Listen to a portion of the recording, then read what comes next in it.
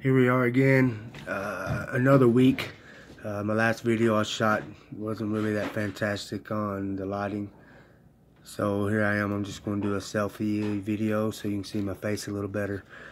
What I want to talk to you about today, of course, my name again is Danny Martin, and I'm running for President of the United States. I'm 41 years old, I don't know if I said that before. There's a few things I want to talk about today. I do have some cliff notes here so that my speech may be a little more prepared than it was last time. I'm not having an occasional mixed drink today. For one, it's fixing to snow like hell and I just don't have none here at the house. We're going to talk about financial institutions. The two subjects I want to talk about are basically what I touched bases on last week, which was small businesses.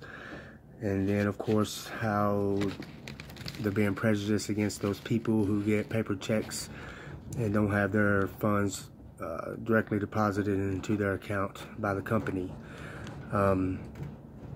Charity, what I mean by charity, I believe there probably should be a tax for banks and institutions, a tax break for banks to give more to those who are a little higher risk that need money.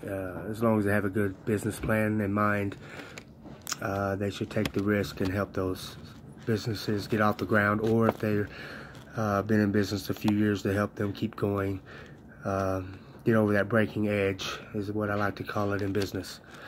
Other thing is, just the Constitution, equal rights of the people, equal protection of the laws. Our Constitution has been drove into the ground and people are basically dying over there for a Constitution that's non-existent.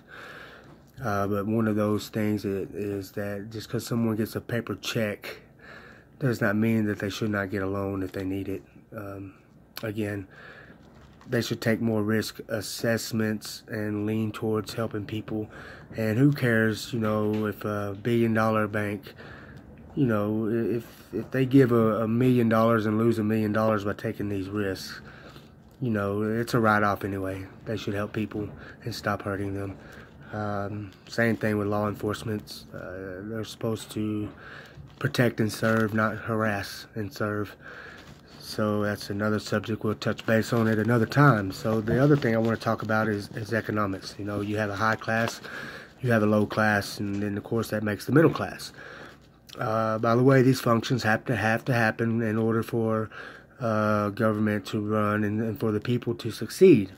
But that doesn't mean that the high class can't be higher and the low class be higher. I mean, why can't we get the low class up there to $40,000 a year, which puts the middle class up there a little higher? So no matter what the low class is, that doesn't mean you have to be poor and broke, or that social welfare has to put out more. So, we ask a lot of government. So what I would do is I will ask of the people to step up and do their part. By creating a free market, hopefully we create more jobs. And the low class has to have the courage to stand up and say, I'm just as good as the high class. Go out there and get those jobs that are available. And let's bring that low class bottom line up for the benefit of the whole country. Common sense tells us both of the topics that I just talked about. In economics, even the high and the low, common sense tells us that will work. You don't have to be any math major or economics major or any of those things to know that will work.